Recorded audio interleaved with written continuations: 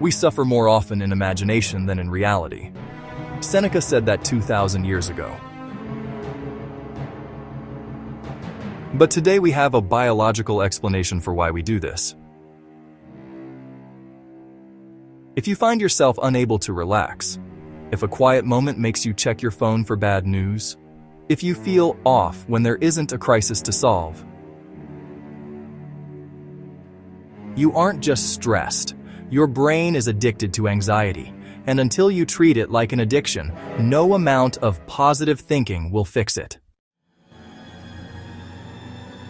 Let's look at the mechanism. Anxiety is not just an emotion, it is a habit loop.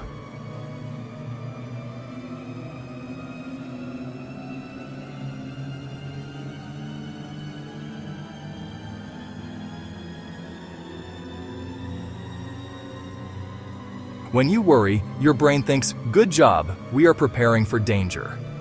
It reduces the immediate feeling of uncertainty, even though it spikes your cortisol. You are caught in a negative reinforcement loop.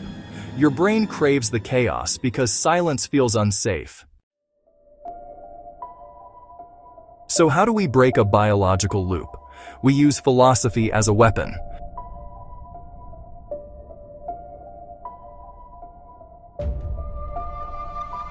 Epictetus gave us the dichotomy of control. This isn't just a philosophical idea, it is a cognitive brake pedal. When the anxiety loop starts, your brain is screaming, "Everything is dangerous, control everything." You must interrupt that signal with the Stoic question, "Is this up to me?" Most of what you are addicted to worrying about, the economy, other people's opinions, the future, is not up to you. When you try to control the uncontrollable, you feed the addiction. When you accept the uncontrollable, you starve it. Here is how to operationalize this. You need to rewire your default mode network.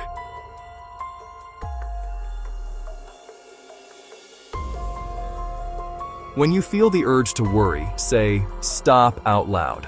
Literally, you need to break the automatic pattern. Marcus Aurelius said to discard your misperceptions. Catch the thought before it becomes a spiral.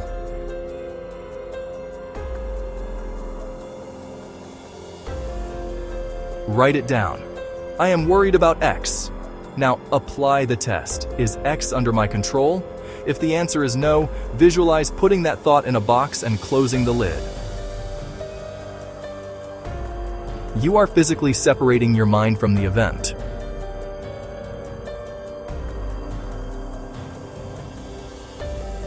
Anxiety thrives on the fear of discomfort, so you must train for it. Take a cold shower. Fast for 16 hours. Sleep on the floor once a month. Seneca practiced poverty to prove to himself he could survive it. When you prove to your brain that you can handle discomfort, the brain stops sending you panic signals to avoid it. Your brain wants to keep you safe, but it's keeping you stuck.